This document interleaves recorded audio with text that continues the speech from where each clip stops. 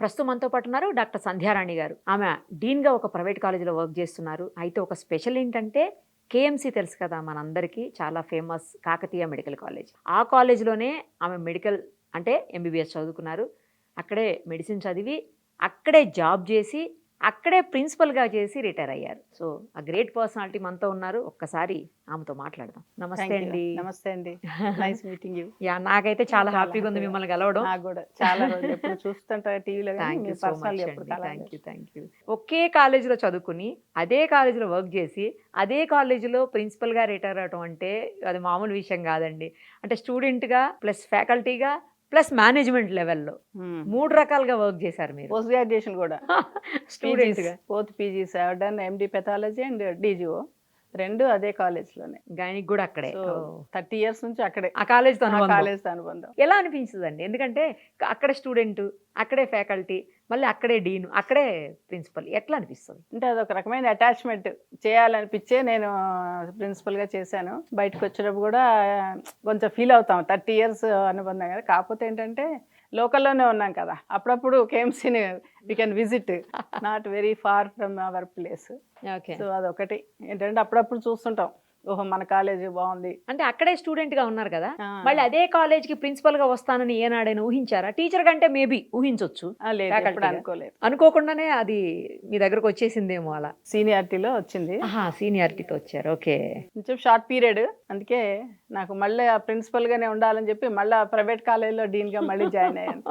Because I like administration. ఇప్పుడు అంతకుముందు మీరు స్టూడెంట్‌గా ఉన్నప్పుడు హ్మ్. ఫ్యాకల్టీయో లేకపోతే ప్రిన్సిపలో ఏదైనా చిన్న చిన్న అల్లరి చేస్తే అరుస్తారు కదా స్టాఫ్. కామన్ అది. అరుస్తారు కామన్. మీకెప్పుడైనా తిట్లు పడినాయా అలాగా? పెద్దగా ఏం పడలేదండి. పోనీ మీరెవరినైనా తిట్టారా? సీనియర్స్‌తో గొడవ పడటం అయన్నీ అయితే ఉండేయి. అవి కామన్ అది కదా! కామన్ ర్యాగింగ్ అది ఉంటది ర్యాగింగ్ కదా! అది. అంతేగాని పెద్దగా కన్ఫ్రంటేషన్ అయితే ఏం లేదు. మేము we used to have a very good friends. మాలో హాస్టల్‌లో ఉండేవాళ్ళం. ఓకే. ఒక 5, 6 మెంబర్స్‌మి. We used to enjoy a lot. అందరూ హాస్టల్ లైఫ్ నచ్చదు గానీ మాకు చాలా ఎంజాయ్ చేసాం. అవునా? Though food is not good. బాగా ఎంజాయ్ చేసేవాళ్ళం. సో, మీరు ఒక మాట చెప్పారు ఇందాక. ఏంటి ర్యాగింగ్ గురించి ఒకటి చెప్పారు. హ్మ్. తర్వాత ఫుడ్ గురించి చెప్పారు. ఆ 2 కూడా మరి మీరు ప్రిన్సిపల్‌గా వచ్చిన తర్వాత వాటి మీద దృష్టి పెట్టారా? ఇక్కడ ఎట్లా ఉంటుందంటే స్టూడెంట్సే మెయింటైన్ చేసుకుంటారండి మెస్. అవునా? అంటే they contribute themselves and they get their own vegetables everything done by students only. Mess ఎంత మెయింటైన్ చేసినా కూడా అంత దాదాపు 500 స్టూడెంట్స్‌కి మెయింటైన్ చేయాలంటే కూడా కష్టమే. లేదా అంత హైజీనిక్‌గా మన ఇంట్లో ఉన్నంతగా ఉండదు కదా! అక్కడ ఉండదులెండి అట్లా బయట. We have to adjust. కాలేజ్‌లో ఉన్నప్పుడు ఏదైనా అడ్జస్ట్ కావాలి. అన్నీ మన ఇంట్లో ఉన్నట్టయితే ఉండవు కదా! Study is important and you have to enjoy with your friends. You will forget everything. ఎవరినైనా తిట్టారా కాలేజీలో? అంటే మీరు ప్రిన్సిపల్‌గా స్టూడెంట్స్‌ని ఎవరినైనా తిట్టడం గాని, కోప్పడ్డం గాని? అంటే స్టాఫ్ అయితే I use to take action అండి. టైంకి రాని వాళ్ళు ఉంటారు కదా కొంతమంది. వాళ్ళ మీద I use to take action. All varieties I have suspended 1 or 2 candidates. I have given promotion to 1 or 2 people. Okay. అట్లా ఆల్ వెరైటీస్ ఐ ఎంజాయ్డ్. నేను ఎస్పెషల్లీ స్టూడెంట్స్ గురించి అడుగుతున్నాను. ఎందుకంటే మీరు స్టూడెంట్‌గా అక్కడే ప్రిన్సిపల్ కాబట్టి అందుకు అడుగుతున్నాను. I am very student friendly. అవునా? Whatever they ask I'll do it. Because వాళ్ళకి ఒకసారి స్పోర్ట్స్‌లో నెట్ ఉంటుంది కదా! అవును. Basketball. అది బాస్కెట్‌బాల్. పోయిందని చెప్పి కంప్లెయింట్ చేశారు. ఆ! యాక్చువల్‌గా వాళ్ళు ఎక్స్‌పెక్ట్ చేసింది ఏంటంటే ప్రిన్సిపల్ ఇండెంట్ పెట్టి, తెప్పించి చాలా రోజులు అయితదిలే అని అనుకున్నారు. ఆ! కానీ very next day there is a fund in for స్పోర్ట్స్‌కి ఫండ్ వేరే ఉంటుంది. ఆహా! సో, దాంట్లో వెంటనే తెప్పించేసి నేను వితిన్ 2 డేసే మళ్ళీ I got it repaired. So, హ్మ్. స్టూడెంట్స్ వర్ వెరీ ఇంప్రెస్డ్ అన్నమాట. ఇంత తొందరగా అవుతది అనుకోలేదు మేడం. అక్కడే మీరు మేడం అని పిలిచి, మళ్ళీ మిమ్మల్ని మేడం అని పిలిపించుకుంటుంటే ఏమనిపించేది? బావుంటది ఫీలింగ్. ఎంత బా చెప్తుర్రు బావుంటది. సో, అసలు మెడిసిన్ చదవాలని ఎందుకు అనుకున్నారు? ఎందుకు అనిపించింది? అంటే యాక్చువల్‌గా ఐ బోర్న్ ఇన్ ఖమ్మం అండి. But native of Madhira district. We studied in all parts of Telangana. ఇది Nalgonda, Devarakonda, Yellandu all parts of Telangana I have studied. ఎందుకండి అన్ని చోట్ల ఎందుకు మా చదివారు? Father used to work in government as a panchayat officer. So, ఇక ఆయన ఆయన ఎక్కడికి ట్రాన్స్‌ఫర్స్ ట్రాన్స్‌ఫర్ వచ్చినప్పుడల్లా అయినప్పుడల్లా we used to shift there. And intermediate మాత్రం ఇంక అప్పటి నుంచి ఖమ్మంలో చేశాము. ఖమ్మంలో ఇంటర్మీడియేట్ అయిపోయిన తర్వాత మాకు అప్పట్లోనే గుంటూరులో సివిఎన్ ధన్ అని ఒక ఆయన కోచింగ్ ఇచ్చేవాళ్ళు. Entrance coaching. ఏది ఎంసెట్‌కి. అప్పట్లో ఎంసెట్టే కదండీ! ఫస్ట్ బ్యాచ్ ఆల్మోస్ట్ మేము. అప్పుడప్పుడే అసలు అంత అవేర్‌నెస్ కూడా లేదు. పబ్లిక్కి మెడిసిన్ చేయాలి అని. మాకు కూడా మా ఫ్యామిలీలో ఎక్కువ లాయర్స్ ఉన్నారండి, డాక్టర్స్ తక్కువ. ఓన్లీ వన్ డాక్టర్ ఇదే మా మేనమా ఉన్నాడు, మిగతా వాళ్ళందరూ ఎక్కువ లాయర్స్. సో మేమేంటి ఫ్రెండ్స్ అందరం అనుకొని వెళ్దామని చెప్పేసి ఒక 5-6 మెంబర్స్ సేమ్ గ్రూప్ ఇప్పటికీ ఉన్నారండి still will maintain the friendship. అందరం కలిసి అక్కడ గుంటూరు వెళ్ళాం. ఆల్మోస్ట్ పోయిన వాళ్ళందరికీ వచ్చిందండి. అయితే ఫస్ట్ అటెంప్ట్ కాకపోతే సెకండ్ అటెంప్ట్లో అయినా అందరికి వచ్చేసింది. కోచింగ్కి వెళ్ళటం అది కూడా అంటే వితౌట్ నోయింగ్ ద ఏం తెలియదు, పోతే వస్తుంది అని కూడా తెలియదు, ఏదో సరదాగా అట్లా వెళ్ళాము, చేసాము, వచ్చేసాము, సీట్లు వచ్చినాయి. ఇంత కాంపిటీషన్ లేదులేండి అప్పట్లో. సీట్లు కూడా తక్కువేనే. సీట్లు కూడా తక్కువే. మా ఫ్రెండ్స్ అందరికి వచ్చింది. కొంతమందికి ఉస్మానియా, కొంతమంది కాకతీయ, కొంతమంది గాంధీ మెడికల్ కాలేజ్, అందరికి ఆల్మోస్ట్ పోయిన వాళ్ళు అందరికి వచ్చేసింది. ఇప్పుడైతే కష్టం లేండి, అన్ని అంతమంది ఫ్రెండ్స్ వెళ్ళినా కూడా అందరికి రాదు ఇప్పుడు. అవును, మీరు అప్పుడు ఎడ్యుకేషన్ చూసారు, ఇప్పుడు ఎడ్యుకేషన్ చూస్తున్నారు. అప్పుడు ఎంసెట్ ఉండేది, ఇప్పుడు నీట్ అయిపోయింది అనుకోండి. అప్పటికి ఇప్పటికి డిఫరెన్స్ అంటే ఏం చెప్తారండి? ఎందుకంటే అప్పుడేమో స్టూడెంట్గా చూసారు, ఇప్పుడేమో ఫ్యాకల్టీ గాను, ప్రిన్సిపల్ గాను, అడ్మిన్ వైపు నుంచి చూస్తూ ఉన్నారు కదా, ఏమని? అప్పుడు యూజువల్గా వన్ సైడెడ్ ఉండేదండి. Lecture use to give lecture and we use to note down the important points what he gives, అంతే కదా. మేమేం క్వశ్చన్లు అట్లే ఉండేవి కాదు. అండ్ మన ఇంటికి వెళ్ళి చదువుకోవాలి, టెక్స్ట్ బుక్స్, ఎగ్జామ్స్ రాసేవాళ్ళం. So it is almost one way traffic. Okay, sir చెప్పేవాళ్ళు, మనం వినేవాళ్ళం. How far by enters into our brain is different. మనం రాసి చదివి అట్లా ఉండేది. కానీ ఇప్పుడు చాలా ప్యాటర్న్ మారిందండి. ఇప్పుడు స్టూడెంట్ ఓరియంటెడ్, స్టూడెంట్ని ఎట్లా ఇనిషియేట్ చేయాలి, సెల్ఫ్ డైరెక్టెడ్ అంటే వాళ్ళే చదువుకోవాలి, వాళ్ళే చదువుకోవాలి, వాళ్ళు ఇంకల్టేట్ చేసుకోవాలి క్వశ్చన్స్ కానీ ఆన్సర్స్. ఎస్డిఎల్స్ అంటారు, సెల్ఫ్ డైరెక్టెడ్ లెర్నింగ్, అదొకటి.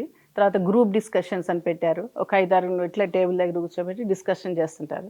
So will get different points and seminars. ఒకళ్ళు మాట్లాడుతుంటే ఒక్కొక్క టాపిక్ని డివైడ్ చేసి ఒక 5-6 స్టూడెంట్స్ మాట్లాడడం, స్కిట్ అని, అట్లా different varieties of teaching modalities మారిపోయినాయి. అప్పుడు వన్ వేగా చెప్పడం, మనం రాసుకోవడం, అట్లా. స్టూడెంట్స్ కూడా చాలా ఇంటెలిజెన్స్, వాళ్ళకి అన్ని వేలో ఇప్పుడు యూట్యూబ్ తీస్తే అన్ని లెక్చర్స్ ఉంటాయి. All topics will be there in YouTube. కొంతమంది వింటారు, మనం కొంతమందికే చెప్పామని అనుకోవాలి. అందరు 150 స్టూడెంట్స్ వింటారు అని మాత్రం అనుకోవద్దు. Because we are faculty, we are suppose to teach them the way they want. Some people 50% they listen, 50% ఇక కొంచెం లాటోరీ ఉంటారు, వింటారు, లేకపోతే లేదు. వీళ్ళ కోసం చెప్పామనుకోవాలి. ఎడ్యుకేషన్ కూడా తర్వాత వాడు అట్లే ఉంటుంది కదండి, వాళ్ళ మార్క్స్ కానీ అన్ని అంతే ఉంటాయిగా. అంటే కొంతమంది ఏంటంటే ఫస్ట్లో అట్లా ఉంటారు, కానీ బిఫోర్ ఎగ్జామ్స్ బాగా చదువుతారు. ఒక 2 months వదిలిపెట్టేసి అన్ని బాగా చదువుతారు. అవునా? అట్లా కొంతమంది ఉంటారు, ఒక 10% అట్లుంటారు. ఇక మిగతా వాళ్ళు కొంచెం ఎట్లయినా తక్కువే ఉంటుంది. ఎస్పెషల్లీ ఇప్పుడు మా ప్రైవేట్ కాలేజెస్లో అంతా కొంచెం ర్యాంక్ తక్కువ వచ్చిన వాళ్ళే వస్తారండి. మంచి క్రీమ్ అంతా కూడా గవర్నమెంట్ సెటప్కి వెళ్ళిపోతారు. ఓకే, అంతే కదా, మంచి అంతేలేండి. ర్యాంకింగ్ వచ్చిన వాళ్ళంతా గవర్నమెంట్ వెళ్తారు. మా ప్రైవేట్ వాటికి కొంచెం ర్యాంక్ తక్కువ వచ్చిన వాళ్ళు అట్లా చేస్తారు. ఇప్పుడు మీరు డీన్గా ఎక్కడ చేస్తున్నారండి? Father Colombo institute of medical sciences అని వరంగల్లో 2 years అయింది. అది స్టార్ట్ అయ్యి కూడా 2 years. ఫస్ట్ బ్యాచ్ అయిపోయింది. I'm the first principal also.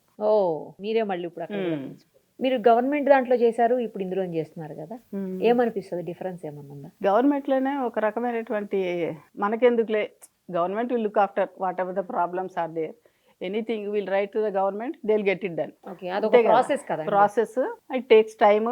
మనకి అంత రెస్పాన్సిబిలిటీ ఫీల్ అవ్వం. ఇక్కడ ఏంటంటే ఇమ్మీడియట్గా we have to get it done that work. లేకపోతే వాళ్ళు స్టూడెంట్స్ సఫర్ అవుతారు, పేషెంట్స్ సఫర్ అవుతారు. హాస్పిటల్ సైడ్ కామెంట్స్ వస్తాయి, పేరెంట్స్ ఇంకా అది చెప్పలేదు, ఇది చెప్పలేదు.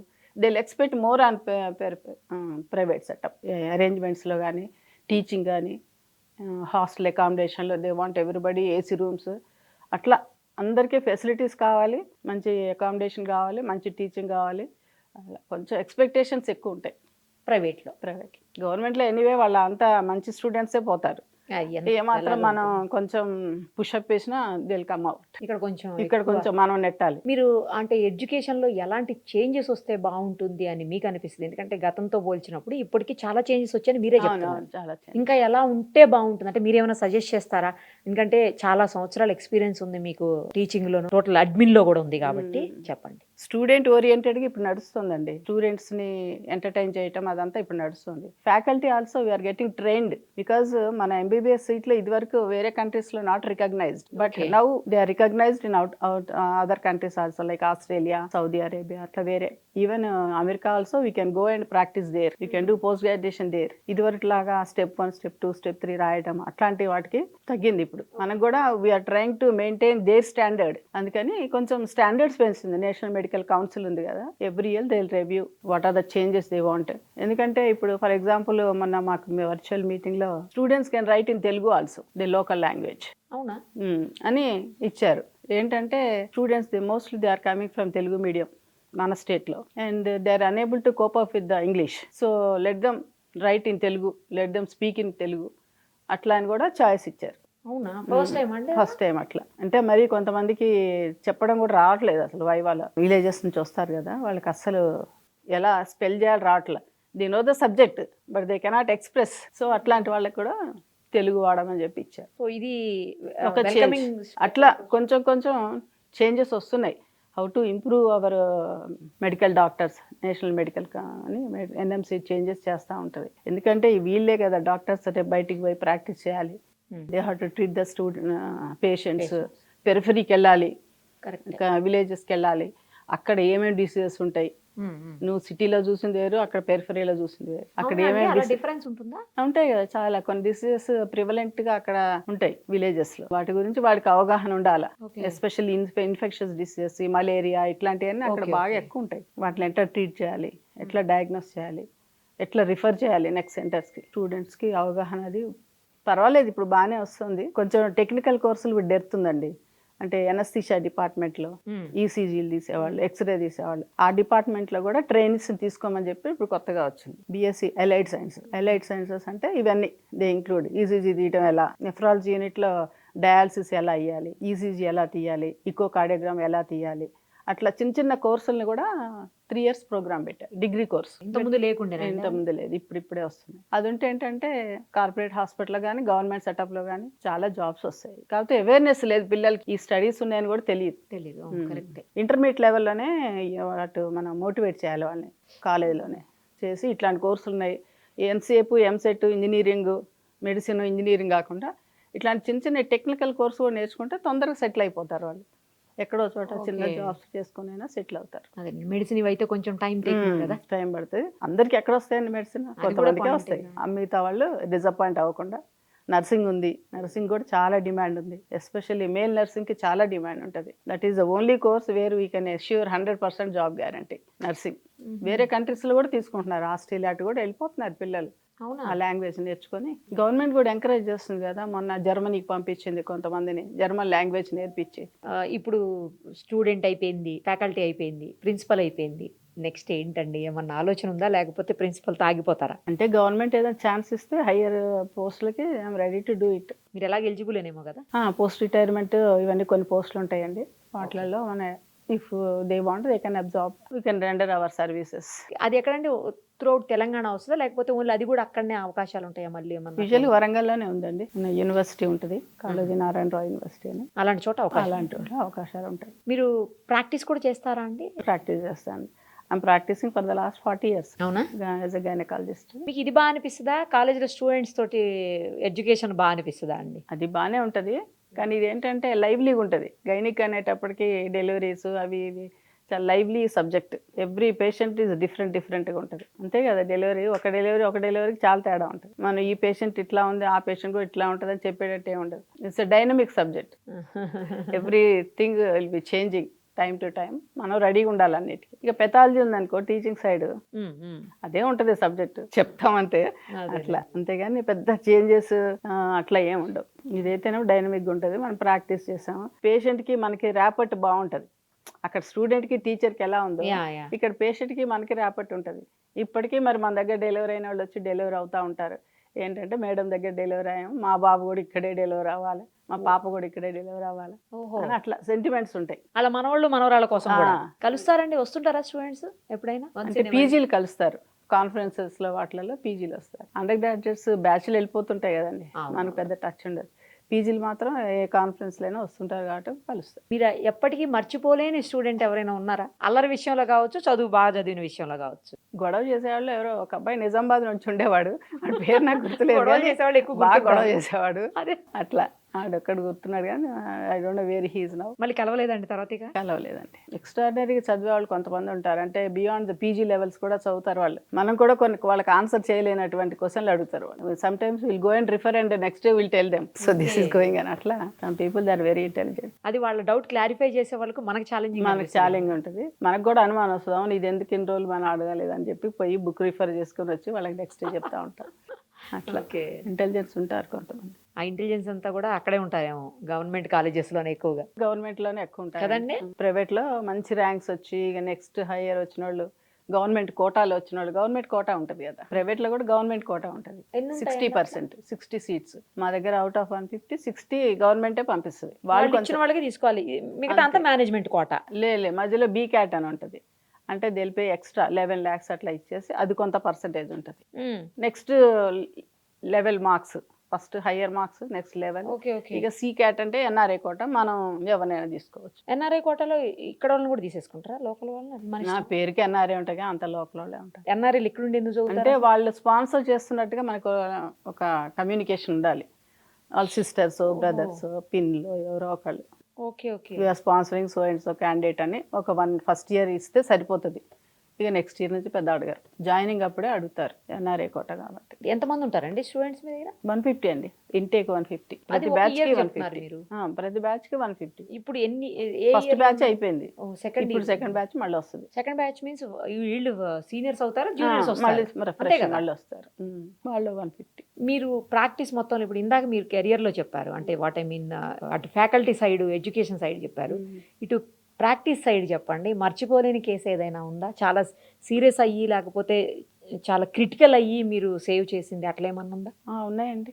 ఒక ఇద్దరికి హిస్టెక్టమీ చేసాము, ఎనస్థీషియా ప్రాబ్లం వచ్చి ఆమె వాయిస్ పోయింది, అంటే షీఈ్ అనేబుల్ టు స్పీక్. అంటే బ్రెయిన్ కొంచెం హైపాక్సిక్ అయిపోద్ది అనమాట. హైపాక్సిక్ అయిపోయి ఇక ఇవన్నీ రావు, మూమెంట్స్ రావు, వాయిస్ రాదు.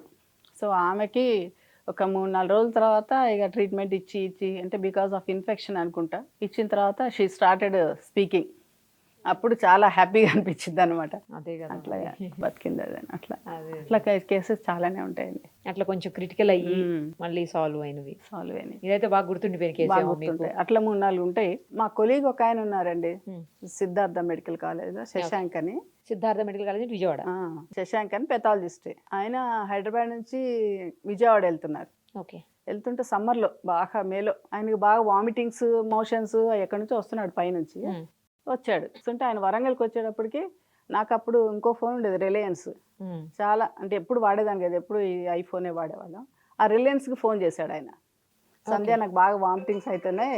విజయవాడ వెళ్తూ కాల్ చేశారా? వరంగల్లో ఆగింది ట్రైన్. ఓకే. సో నేను అప్పుడు లంచ్ చేసేదాన్ని, సరే మా కొలీగ్ కదా పెథాలజిస్ట్ అని చెప్పేసి వెహికల్ వేసుకొని వెళ్ళి కరెక్ట్గా డిపార్ట్మెంట్ అదే ఆయన కంపార్ట్మెంట్ అక్కడ ఉంది, నా కార్ ఇక్కడ ఆగింది. తీసుకొచ్చాను ఆయన్ని నెమ్మదిగా. ఆయనకి యాక్చువల్ ఇన్ఫాక్షన్ వచ్చింది, ఆయన కనుక్కోలేదు అది తనకి హార్ట్ అటాక్ అని చెప్పేసి, కార్డియాక్ అరెస్ట్ వచ్చింది. అంటే ట్రైన్లోనే వచ్చింది. కానీ ఆయనకి ఏదో డౌట్ ఉండి మీకు కాల్ చేసిండి, అక్కడ దాకా పోగలనో లేదో అని. కాల్ చేస్తే నేను తీసుకెళ్ళి కార్డియాలజిస్ట్ దగ్గరికి డైరెక్ట్గా వెళ్ళిపోయాను. ఎందుకో అసలు అంటే ఇప్పుడు నా నర్సింగ్ హోమ్ తేవచ్చు కదా, తేలేదు. నేను డైరెక్ట్గా కార్డియాలజిస్ట్కి వెళ్తే అక్కడికి వెళ్ళేటప్పటికే ఆయనకి మళ్ళీ స్ట్రోక్ వచ్చింది. అప్పుడు డీసీ అని ఉంటారు కదా, స్ట్రోక్ ఇస్తారు కదా, ఆ డీసీ స్ట్రోక్ ఇచ్చిన తర్వాత మళ్ళీ అగైన్ ఆయన చనిపోయి బతికిండండి. అంటే టైమ్లీ ఎప్పుడైనా మనకు హార్ట్ అటాక్ వస్తే కార్డియాలజిస్ట్ ముందు రావాలనిపించింది నాకు. అంటే అన్నీ ఉంటాయి అక్కడ, రెడీగా ఉంటాయి, everybody is ready, treatment ready. అది కూడా మార్నింగ్ 11 o'clock అంటే ఎవ్రీబడి విల్ బి అలర్ట్. అదే నైట్ అంటే కొంచెం మనకి ఇబ్బంది ఉంటుంది. 11 o'clock every staff member is ready. Sir కూడా మాకు తెలిసిన ఆయన ప్రేమ్ శర్మ గారు అని, ఆయన కార్డియాక్ షాక్ ఇచ్చాడు. ఇక అప్పుడు సర్వైవ్డ్ పాపం. ఆయన మళ్ళీ నెక్స్ట్ డే ఇక్కడికి యశోదాకి తీసుకొచ్చుకున్నారు వాళ్ళు వచ్చి. అట్లా అదొకటి. ఏమైందండి ఆయనకి? అంటే infarction, myocardial infarction, heart block అనమాట. వాళ్ళ బ్రదర్ కూడా అదే ఏజ్లో చనిపోయాడంట. అట్లా ఫ్యామిలీ హిస్టరీ ఉంది. అందుకే ఆయన భయపడి ఎట్లా అవుతుందో అన్నట్టు నాకు ఫోన్ చేశాడు. నేను కూడా లక్కీగా కరెక్ట్గా టైంకి వెళ్ళాం కాబట్టి గోల్డెన్ అవర్ అంటారు కదా, అట్లా వెళ్ళాం. అట్లా కొన్ని కేసులు సర్వే చేసాం. అంటే మీకు గుర్తుకొచ్చినప్పుడు తలుచుకున్నప్పుడు చాలా బాగా అనిపిస్తుంది ఏమో. ఆయన పాపం ఎప్పుడు అమ్మ అమ్మనే పిలుస్తాడు, మా మదర్ ఏమో అని అంటాడు. మరి మీరు ఇంకో జీవితం ఇచ్చారు కదా, నార్మల్గా అంటుంటారు కదా, ధన్వంతరి వారసులం భువిలో నా దేవతలం అని. ఈ భూమి మీద మనుషుల ప్రాణాలు కాపాడగలిగిన శక్తి కేవలం మీకు మాత్రమే ఉంది, డాక్టర్స్. అలాంటి బ్లెస్డ్ నోబెల్ ప్రొఫెషన్. కొంతవరకు అన్హ్యాపీగా ఉన్నా ఎక్కువ హ్యాపీగానే అనిపిస్తుంది. కొంతవరకు అన్‌హ్యాపీ ఏ టైంలో ఏవో ఇప్పుడు అనిపిస్తది? ఎందుకు? చూస్తున్నారు కదా అన్ని డ్యామేజ్లు, హాస్పిటల్ మీద అటాక్స్, డాక్టర్స్ మీద అటాక్స్, అవును. ఇవన్నిటి మూలంగా కొంచెం అన్హ్యాపీ వస్తుంది. కానీ అట్లా కేసు లేనప్పుడు మాత్రం హ్యాపీగానే అనిపిస్తుంది. వీళ్ళు ఫర్గెట్ అంతే ఇక. అవునండి. నిజంగానే మీరన్నట్లు కొన్ని ఇలాంటి ఇన్సిడెంట్స్ జరుగుతున్నప్పుడు డాక్టర్స్ మీద కూడా ప్రాణాలు కాపాడే డాక్టర్స్ మీద ఇలా జరుగుతున్నప్పుడు కొంచెం బాధ అనిపిస్తుంటుంది. అది వాళ్ళకి ప్రైవేట్ సెటప్లో అనేవారికి 100% వాళ్ళు పాజిటివ్ అప్రోచ్ చేస్తారండి. అదే నువ్వు గవర్నమెంట్ హాస్పిటల్లో పోతే ఎవరు అడగరు. అదే కేసు గవర్నమెంట్లో పోతే ఏం అడుగుతారు, తీసుకొని పోతారు. అదే ప్రైవేట్లో అయ్యేటప్పటికి దే ఎక్స్పెక్ట్ 100% పాజిటివ్ అనమాట. Outcome should be positive. నువ్వేమైనా చెయ్యి, ఆ! 100% పేషెంట్ బాగుండాలి. అంత పాజిబిలిటీ ఉండదు కదా. సమ్ టైమ్స్ మనకు తెలియని ఎన్నో ప్రాబ్లమ్స్ వస్తాయి, పోతారు పేషెంట్లు. 100% we cannot give guarantee to any patient. మన డాక్టర్స్ చచ్చిపోవట్లేదా? ఎంతమంది చచ్చిపోవట్లేదు హార్ట్ అటాక్లు వచ్చి రోడ్డు మీద? కరెక్టే అది కూడా. కానీ అట్లా వాళ్ళు పర్సెప్షన్ ఉండదు. ఏదో డాక్టర్ ఏదో తప్పు చేశాడు అట్లా అని అనుకుంటారు, కానీ ఏదో మ్యాక్సిమం చేశారు, వాళ్ళకి తెలిసింది చేశారు అనే కాన్సెప్ట్ రావట్లేదు. పేషెంట్కి డాక్టర్స్కి ఆ రిలేషన్ అనేది చాలా వరకు తగ్గిపోయింది. ఇదివరకు దే ఇట్లా వోంట్ లేదు కదండి. బిలీవ్ చేయట్లా మనం ఏం చెప్పినా కూడా. అందుకే ఇప్పుడు అన్ని వీడియో రికార్డింగ్లు ఎందుకు చేస్తున్నాం మరి? వీడియో రికార్డింగ్ చేసి చెప్పి చేస్తున్నారు. ఏది చేసినా, సర్జరీలు చేసినా, ఏది చేసినా. అవునా? ఏదైనా బ్యాడ్గా అయినా కూడా మళ్ళీ మన ఏమనకుండా మీకు ముందే చెప్పాం కదా. కాపాడాలనే చూస్తారనుకోండి డాక్టర్స్ ఎప్పుడు కూడా. కానీ కొంతమంది కమర్షియల్‌గా తయారైపోయినటువంటి పరిస్థితులు కూడా కొంతమంది చూస్తున్నామండి. ఉంటారులేండి, ఉంటారు. ఇప్పుడు కలుపు మొక్కలు ఎక్కడైనా ఉంటాయి, ఆ! ఎట్లయినా ఏ ప్రొఫెషన్లో అయినా ఉంటారు. ఆ ఒక్కరినో ఇద్దరినో పట్టుకొని అందరిని మిగతా అట్లానే వాళ్ళందరికీ పేరు అనేటువంటి వస్తుంది. అలాంటప్పుడు బాధ అనిపిస్తుందండి అలాంటివి విన్నప్పుడు. ఎందుకు వచ్చాంరా దేవుడా, హాయిగా ఏదో చేసేసుకుంటే అయిపోయేది. ఏదో నార్మల్ జాబ్ చేసుకుంటే నార్మల్ బాగుండేది. జాబ్ చేసుకోక, కానీ ఆ శ్మశాన వైరాగ్యంలో కొన్నాళ్ళే ఉంటుంది, మళ్ళీ మామూలుగా రొటీన్లో పడిపోతాం. ఎవరైనా పేషెంట్ అంటే మీ చేతుల్లో మీరంటే మీరని కాదు డాక్టర్స్ చేతుల్లో చనిపోయినప్పుడు, లాస్ అయిపోయినప్పుడు ఏమనిపిస్తుందండి? ఆ రోజంతా ఎలా అనిపిస్తది మీకు? చాలా డిప్రెస్డ్గా ఉంటుందండి. అన్నీ చేసాం, in spite of that patient we lost కదా. అది కొంచెం బాధ అనిపిస్తుంది. కానీ ఇంకెక్కడైనా తప్పు చేసామంటే అందరం వస్తాం కదా. ఒకసారి అవును. కేసు బాగాలేదు అంటే కొలీగ్స్ అందరూ వస్తారు, చూస్తారు, హుహు. అందరం చూస్తాం. In spite of that will lose the patient. అట్లాంటప్పుడు ఏం చేస్తాం? మనకు కూడా మన డాక్టర్స్ చచ్చిపోవట్లేదు, ఎంతమంది చచ్చిపోవట్లేదు. అవునండి. ఉమ్, ఇప్పుడు జనరల్‌గా విమెన్ హెల్త్‌కొచ్చేసరికి చాలా నెగ్లిజెంట్‌గా ఉంటారండి విమెన్. ఉమ్, ఏది చూసుకున్నా అవును, సరే లాస్ట్‌కి మోస్ట్ వల్నరబుల్ క్యాండిడేట్ ఎవరైనా ఉన్నారు హెల్త్ విషయంలో అంటే అది విమెనే. women ఏ. ఫ్యామిలీని గురించి పట్టించుకుంటూ వాళ్ళు తక్కువ చూసుకోవటం కావచ్చు, లేదు అంటే వాళ్ళకున్న పని ఒత్తిడి వల్ల కావచ్చు, ఇంట్లోనూ బయట చేసేవాళ్ళు కావచ్చు, లేదంటే పిల్లలు ఇట్లా ఈ హడావుడిలో పడి వాళ్ళ గురించి వాళ్ళు మర్చిపోతుంటారు. కానీ వాళ్ళే ఇంపార్టెంట్ అవును, కదా! important. వాళ్ళనే వాళ్ళు ఒకళ్ళు లేకపోతే ఇంట్లో మొత్తం ఇల్లంతా ఆగిపోతది నిజం చెప్పాలంటే. ఏ కంట్రీకైనా రెండు సెన్సిటివ్ ఇండికేటర్స్ అండి. హ్మ్. లిటరసీ ఒకటి, అంతే కదా. బాగా చదువుకుంటే మంచి కంట్రీ అన్నట్టు. హెల్త్ బాగుండాలి అందరికీ, హెల్త్ ఫర్ ఆల్. అంత హెల్తీ అట్మాస్ఫియర్, హెల్త్ పరంగా గవర్నమెంట్ అన్నీ ఇచ్చి అంత చేసే అంత కెపాసిటీ మనకు లేదు. Because our funds are very less. మనకి 66th ర్యాంక్లో ఉన్నాం మనం హెల్త్లో 195 కంట్రీస్లో. అదే మన 66th ర్యాంక్ అండి మనం. ర్యాంక్లో ఉన్నాం. అంటే అదే ఇప్పుడు నార్వే అవన్నీ ఉన్నాయనుకోండి, స్కాండినేవియన్ కంట్రీస్, ఆస్ట్రేలియా, ఫిన్లాండ్, ఇవన్నిటిలో చాలా బ్రహ్మాండంగా ఉంటుంది హెల్త్. ఎందుకంటే వాళ్ళ ఫండ్స్ ఎక్కువ ఉంటాయి, ముందు పబ్లిక్ తక్కువ ఉంటారు, అంతే కదా. జనం తక్కువ ఉన్నప్పుడు న్యాచురల్గా వాళ్ళ ఇంపార్టెన్స్, వాళ్ళ కాన్సన్ట్రేషన్ ఎక్కువ అవుతుంది. ఇక్కడ కూడా గవర్నమెంట్ బోల్డ్ అండ్ స్కీమ్స్ పెడుతుంది. NHRM అని, అంటే నేషనల్ హెల్త్ రూరల్ మిషన్ అని. అది ఎస్పెషల్లీ విమెన్ కోసమేనండి? MCH మెయిన్లీ ఉమెన్ కోసం, mother and child care MCH programme. దాంట్లో మదర్కి ఎలా యాంటీనేటల్ చెకప్స్ ఎలా చేయాలి, డైట్ ఏమి ఇవ్వాలి, అప్పుడు వ్యాక్సినేషన్ ఇస్తున్నారా లేదా, ఐరన్ ఎట్లా కవర్ చేస్తున్నారు, ఐరన్ ఫోలిక్ యాసిడ్ అదే ఇవ్వడం, అదే అర్థమైంది. వాళ్ళు యాంటీనేటల్ చెకప్ చేయటం, ఏమైనా కాంప్లికేషన్స్ వస్తే ముందే రిఫరల్ హాస్పిటల్కి పంపించడం, అట్లా ఇవన్నీ కూడా MCH ప్రోగ్రాంలో బాగా అవుతాయి. చిల్డ్రన్కి కూడా వ్యాక్సినేషన్లు, ఇప్పుడు మన అంగన్వాడీ వర్క్ అంటారు, అక్కడ పిల్లలకి 3 years 6 years వాళ్ళకి ఫుడ్ ఇస్తారు, ఎగ్ ఇస్తారు, అవును అవును. వాళ్ళకి ఆడుకోవడానికి అవి, అట్లా అన్ని డిఫరెంట్ యాక్టివిటీస్ ఉన్నాయి, లేవని కాదు. కానీ అకౌంటబిలిటీ ఉండదండి. ఏదో చేస్తాము అంతే, కానీ అకౌంటబిలిటీ ఉండదు. మనం ఏం చేస్తున్నాం అనే దాని గురించి ఇండివిజువల్గా వాళ్ళ రెస్పాన్సిబిలిటీ ఫీల్ అవ్వాలి. ఒక జాబ్ ఇచ్చినప్పుడు దాన్ని ఎట్లా చేయాలి. కరెక్ట్. ఇవాళ 103 మందికి టీచర్స్కి ఇచ్చారు అవార్డ్స్, మరి అందరికి ఎందుకు ఇవ్వలేదంటే అంతే కదా. అంతే కదా, వాళ్ళు ఏదో మంచిగా చేస్తున్నారు కాబట్టి వాళ్ళకి ఇచ్చారు. ప్రోగ్రామ్స్ ఉన్నాయండి, చాలా ప్రోగ్రామ్స్ ఉంటాయి, బోర్డ్ అండ్ ఫండ్స్ ఉంటాయి. కాకపోతే ఇంప్లిమెంటేషన్ దగ్గర అవి ఇబ్బంది అవుతుంది. మీరు అన్నట్టు ఉమెన్ కూడా మిత్స్ ఎక్కువ, ఏదో తిన్నాంలే అన్నట్టు లాస్ట్లో ఏదో న్యూట్రిషియస్ ఫుడ్ తీసుకోరు వాళ్ళు. చిన్నప్పుడేమో తల్లిదండ్రులు పట్టించుకోరు, ఎక్కువ మగపిల్లలకి వాళ్ళ ఇంపార్టెన్స్ ఇస్తారు. వాడికి మంచి ఫుడ్ ఉండాలా, మంచి స్కూల్లో చదువుకోవాలి. ఆడపిల్లలకేమో మంచి ఫుడ్ ఇవ్వరు, మంచి స్కూల్లో చదివించరు. అట్లా దానికి తగ్గట్టు యాజ్ ఏజ్ అడ్వాన్సెస్ వాళ్ళకి నీడ్స్ ఎక్కువ ఉంటాయి. ఐరన్, ఫోలిక్ యాసిడ్ అని, లేకపోతే ప్రోటీన్ ఫుడ్ అని. కంపారిటివ్లీ అబ్బాయిల కంటే కూడా అమ్మాయిలకి ఎక్కువ ఫుడ్ అవసరం ఉంటుంది డెవలప్మెంటల్లో. అవన్నీ నెగ్లెక్ట్ చేస్తారు. అందుకే గవర్నమెంట్ ఆ లెవెల్లో కూడా ఇస్తానే ఉంది. ఇప్పుడు శానిటరీ ప్యాడ్స్ ఇస్తుంది, ఫుడ్ ఇస్తుంది స్కూల్స్లో వాటిలలో. అయినా కూడా ఫండ్స్ లేవని కొంచెం అంత సరిగ్గా ఇంప్లిమెంటేషన్ ఉండదు. ప్రోగ్రామ్స్ ఉంటాయి కానీ ఇంప్లిమెంటేషన్ ఉండదు సరిగ్గా. నెక్స్ట్ ఈ మధ్యలో చూస్తున్నామండి, బాగా చిన్న పిల్లలు, ఆడపిల్లలు అసలు 10 yearsకి 9, 11 ఆ ఏజ్లోనే ప్యూబర్టీ రావడం, ఆ ఏజ్లోనే మెచ్యూరిటీ వచ్చేయటం. ఇదివరకు రోజులు అలా ఉండేది, మినిమం 14 పైనే ఉండేది అసలు. ఇప్పుడు అసలు మరీ తగ్గిపోయి ఏజ్. అంటే జంక్ ఫుడ్డా, లేకపోతే జీన్సా, లేకపోతే చుట్టూ ఉన్నటువంటి పొల్యూషనా, ఏంది? ఫండమెంటల్ ఏంటంటే వాళ్ళు ఒబేసిటీ అండి. ఊరికే కూర్చుంటారు, there is no exercise for them. Obese ఉంటారు, ఎంతసేపు ఆ టీవీ కార్యక్రమాలు, టీవీ సెల్లో చూసుకుంటూ కూర్చుంటారు. ఎక్సర్సైజ్ అనేది ఉండదు. ఇంకోటి జంక్ ఫుడ్ బాగా తింటారు. ఇంకోటి యాక్చువల్గా ఇప్పుడు టీవీలో చూసే ఈ మూవీస్ వల్ల కూడా వాళ్ళకి మెచ్యూరిటీ, హైపోథాలమస్ మెచ్యూరిటీ తొందరగా వస్తుంది. అంటే they will be seeing love scenes and all those scenes కదా. అట్లాంటప్పుడు హైపోథాలమస్ కూడా తొందరగా మెచ్యూర్ అయిపోయి పీరియడ్స్ వస్తాయి. దానికి దీనికి కూడా సంబంధం ఉంటుంది. అన్ని ఎన్నో ఫ్యాక్టర్స్ ఉంటాయి, అన్నిటికీ కలిపి ఇది ఉంటుంది. దానికి మెయిన్ ఏంటంటే వీళ్ళు జంక్ ఫుడ్ తినద్దు, ఎక్సర్సైజ్ ఉండాలి, మినిమం ఎక్సర్సైజ్. థైరాయిడ్ ఒకటి చూసుకోవాలి, థైరాయిడ్ ఏమైనా ఉందా పిల్లలు. కానీ చాలా తొందరగా అవుతున్నారండి. మెయిన్ ప్రాబ్లం ఏంటంటే అట్లాంటి వాళ్ళు they cannot maintain the hygiene. తెలియదు వాళ్ళకి వాట్ ఈస్ గోయింగ్ అనేది వాళ్ళకి తెలియదు. Mother has to look after all those things. నేను ఒక తెలిసిన వాళ్ళు ఎవరో చెప్తుంటే విన్నానండి, తెలిసిన వాళ్ళ పాప కోసం. ఆ క్లాస్లో ఆ పాప 5th or 6th చదువుతుంది.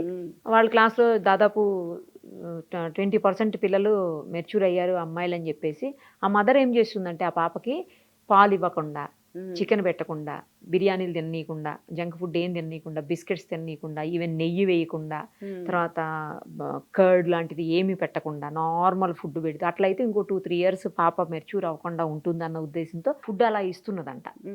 ఆ మాట తెలియగానే అది అలా ఇస్తే మరి వాళ్ళ డెవలప్మెంట్, గ్రోత్ కూడా దెబ్బతింటాయి కదా నాకు అనిపించింది. మెచ్యూరిటీ అయితే తర్వాత సంగతి, ముందు ఆమె గ్రోత్ ఉండదు, బ్రెస్ట్ డెవలప్మెంట్ అన్నీ ఉండాలి కదా, హైట్ ఉండాలా, అవన్నీ స్టంట్ అయిపోతాయి. అవన్నీ ఆగిపోతాయండి, అంతే తగ్గుతుంటాయి కదా. అట్లా మామూలు వాళ్ళకి ఆమెకి తేడా ఉంటుంది. కానీ మరి నిజంగా ఇవన్నీ ఆపితే మెచ్యూర్ అవడం లేట్ అవుతుంది, అట్లాంటిది ఏమి ఉండదండి. ఉండదా? ఇవన్నీ ఆపేస్తే లేట్ అవుతారు అనేది మాత్రం కాన్సెప్ట్ లేదు. తొందరగా అవ్వడానికి ఇవన్నీ రీజన్స్ చెప్తారు కానీ లేట్ అవ్వడానికి రీజన్స్ ఏం లేదు. లేట్ అవ్వడానికి 18 years వరకు చూడాలండి. It runs in families. కొంతమంది ఫ్యామిలీస్లో లేట్ అవుతారు. అవును, కరెక్ట్. 18 years వరకు చూడాలి. 18 years వరకు కాకపోతే అప్పుడు స్కాన్ చేసి యూట్రస్ బాగుందా, ఓవరీస్ బాగున్నాయా, హార్మోన్స్ లెవెల్స్ ఎట్లా ఉన్నాయి, ఒబేస్ ఉందా, ఇవన్నీ ఇవాల్యుయేషన్. ఇంకా అప్పుడు టైం పట్టు. అప్ టు 18 years వరకు ఊరికే టెన్షన్లో పెట్టద్దు వాళ్ళని. నువ్వు కాలేదు పక్క అయింది ఇదైంది అని అట్లా ఊరికే టెన్షన్లో ఉంచొద్దు. Let them relax. దానికి అంత ఇంపార్టెన్స్ ఇవ్వద్దు. It's a natural process. ఎప్పుడోకప్పుడు అవుతారు. అవ్వకపోతే అదేదో జబ్బులాగా అమ్మాయి ఫీల్ అయ్యి అందరు అయ్యారు నేను కాలేదంటే ఏదో నాకు లేదో తప్పు ఉందేమో అట్లా అనుకునే అవకాశాలు ఉంటాయి. ఇందాక నేను చెప్పిన కేసులు అయితే అట్లాంటి అవకాశం లేదు. అవి ఆపేయడం వల్ల అవ్వకుండా ఉంటారు అని అట్లేం లేదు. అట్లేం లేదండి. సైన్స్ జీన్స్ ఏనండి మేజర్గా, బేసికల్గా ఏమి జీన్స్ రన్స్ ఇన్ ఫ్యామిలీస్ కూడా. కొంతమంది తొందరగా అవుతారు, కొంతమంది కొంచెం లేట్ అవుతారు. మనం తప్పనిసరిగా మీ మేనత్తలు ఏమో లేట్ అయ్యారు అట్లా అడిగితే ఒక్కోసారి హిస్టరీ ఇస్తారు. అంటే ఖచ్చితంగా ఇంట్లో మేనత్తలు, తల్లి లేదా అమ్మమ్మ వాళ్ళే వస్తాయండి, అట్లా ఏమి ఉండదు. అట్లా ఏమి ఉండదు, అదొక ఫ్యాక్టర్. ఎందుకు కాలేదు అంటే అది కూడా మనం ఆలోచించాలి. సో పిల్లల గ్రోత్ అనేది చాలా ఇంపార్టెంట్. అవును కదా. ఇలాంటివన్నీ ఆపేసి వాళ్ళని అనవసరంగా అది చేయడం అయితే కరెక్ట్ గా. జంక్ ఫుడ్ మాత్రం ఒప్పుకోలేండి, ఎవరు కూడా బాగా తింటున్నారు. జంక్ ఫుడ్ బాగా తింటారు. అదే చాలా తీవ్రమైన ఎఫెక్ట్ చూపించేది అంశం కదండి జంక్ ఫుడ్ అనేది. ఆయిల్ ఫుడ్, బేకరీ ఫుడ్, ఊరికే కుర్కురేలు ఇట్లాంటివన్నీ తింటా ఉంటారు. అవన్నీ కూడా నాట్ అడ్వైజబుల్ అసలు. అది ఎవరికైనా కాదు, అమ్మాయిలు ఎవరికైనా కూడా. ఒబేసిటీ పెరుగుద్ది అంతే. Main obesity is a major problem కదా. ఒబేస్ ఉన్నారంటే ఇక అన్ని ప్రాబ్లమ్స్ వస్తాయి. ఆ చిన్న పిల్లలకే మోకాళ్ళ నొప్పులు, చిన్న పిల్లలకి నొప్పులు వస్తాయి. వాళ్ళకి 16 years కాగానే కాళ్ళ నొప్పులు పుడుతున్నాయి, ఆ నొప్పులు పుడుతున్నాయి. ఏంటంటే ఒబేస్. స్పోర్ట్స్ ఉండవు, ఏం గేమ్స్ ఆడరు, ఐడియల్గా కూర్చుంటారు, టీవీ చూడటం లేదా సెల్ ఫోన్ మాట్లాడుకోవడం. బయటికి వెళ్ళి ఆడడం కూడా అయిపోయి ఆల్మోస్ట్ ఎక్కడ జరగట్లేదండి. స్కూల్లో ప్లే గ్రౌండ్స్ ఉండవు, ఏమైనా వీడియో గేమ్స్ ఆడుకుంటారు. స్కూల్లో చదవాలి, ఇంటికి వచ్చి వీడియో గేమ్స్ ఆడుకోవాలి. ఇప్పుడు అదే పరిస్థితి, ఒకప్పట్లా లేదు కదండి. సో చాలా హ్యాపీగా ఉందండి. ఒక సక్సెస్ఫుల్ పర్సనాలిటీని, అంటే స్టూడెంట్గా వచ్చి ఈరోజు ఒక డీన్ వరకు వచ్చినటువంటి ఒక సక్సెస్ఫుల్ పర్సనాలిటీని కలవడం ఇన్స్పిరేషనల్ అండి అందరికీ కూడా. Thank you so much.